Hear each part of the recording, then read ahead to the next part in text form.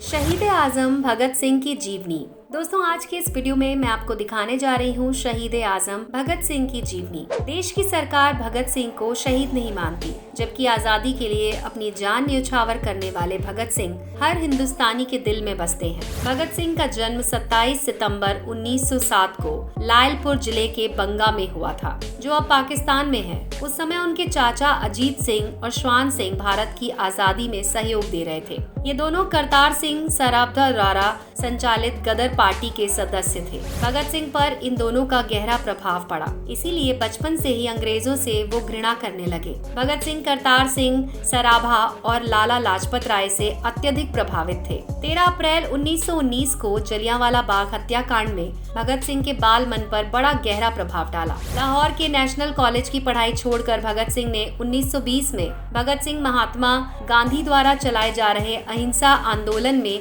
भाग लिया, जिसमें गांधी जी विदेशी सामानों का बहिष्कार कर रहे थे। 14 वर्ष की आयु में ही भगत सिंह ने सरकारी स्कूलों की पुस्तकें और कपड़े जला दिए। इसके बाद उनके पोस्टर गांव में छपने लगे। भगत सिंह पहले महात्मा गांधी द्वारा चलाए जा रहे आंदोलन और भारतीय नेशनल कॉन्फ्रेंस के सदस्य थे। 1921 में जब चौरा हत्याकांड के बाद गांधी जी ने किसानों का साथ नहीं दिया, तो भगत सिंह पर उसका गहरा प्रभाव पड़ा। उसके बाद चंद्रशेखर आजाद के नेतृत्व में गठित हुई गदर दल के हिस्सा वो बन गए। उन्होंने चंद्रशेखर आजाद के साथ मिलकर अंग्रेजों के खिलाफ आंदोलन शुरू किया। 9 अगस्त 1925 को शाहजहांपुर से लखनऊ के लिए चली 8 नंबर डाउन पैसेंजर से काकोरी नामक छोटे से स्टेशन पर सरकारी खजाने को लूटा गया। ये घटना काकोरी कांड नाम से इतिहास में प्रसिद्ध है।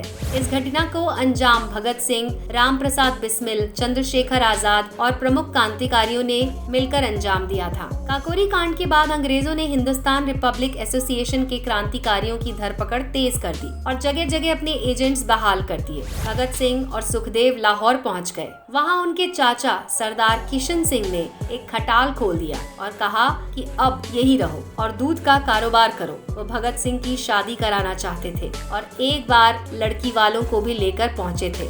भगत सिंह कागज पेंसिल लेकर दूध का हिसाब करते, पर कभी हिसाब सही नहीं मिलता। सुखदेव खुद ढेर सारा दूध पी जाते और दूसरों को भी मुफ्त में पिलाते। भगत सिंह को फिल्में देखना और रसगुल्ले खाना बहुत पसंद था। वो राजगुरु और यशपाल के साथ जब भी मौका मिलता फिल्म देखने चले जाते। चार्ली चैपलिन की फिल्में उन्हें बहुत पसंद थी। इस पर चंद्रशेखर आजाद बहुत गुस्सा होते। भगत सिंह ने राजगुरु के साथ मिलकर 17 दिसंबर 1928 को लाहौर में सहायक पुलिस अधीक्षक रहे अंग्रेज अफसर जेपी सैंडर्स को मार डाला था। इसमें चंद्रशेखर आजाद ने उनकी सहायता की। क्रांतिकारी साथी बटुकेश्वर दत्त के साथ मिलकर भगत सिंह ने अलीपुर रोड दिल्ली स्थित ब्रिटिश भारत की तत्कालीन सेंट्रल असेंबली के सभागार में 8 अप्रैल 1929 को अंग्रेज सरकार को जगाने के लिए बम और पर्चे फेंके थे। भगत सिंह क्रांतिकारी देशभक्त ही नहीं, बल्कि एक अध्ययनशील विचारक, कलम के धनी, दार्शनिक, चिंतक, लेखक, पत्रकार और महान मनुष्य थे।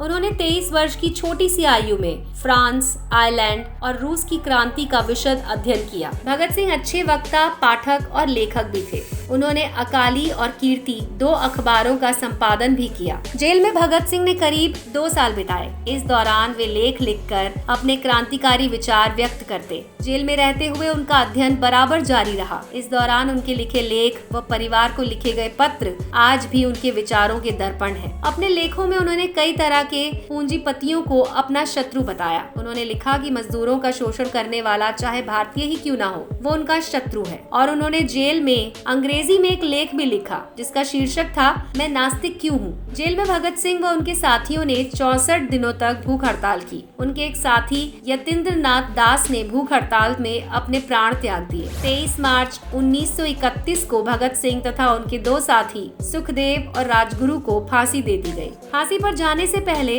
वो बिस्मिल की जीवनी पढ़ रहे थे, जो सिंह के एक प्रकाशक भजन लाल बुक सेलर ने आर्ट प्रेस सिंध से छापी थी। पाकिस्तान में शहीद भगत सिंह के नाम पर चौराहे का नाम रखे जाने पर खूब बवाल मचा। लाहौर प्रशासन ने ऐलान किया था कि मशहूर शादमान चौक का नाम बदलकर भगत सिंह चौक किया जाएगा। फैसले के बाद प्रशासन को चौतरफा विरोध झेलना पड़ा था। तो दोस्तों, ये तो थी भगत सिंह की जीवनी। आपको ये वीडियो कैसा लगा, हमारे वीडियो के कमेंट सेक्शन में लिखकर आप हमें बता सकते हैं।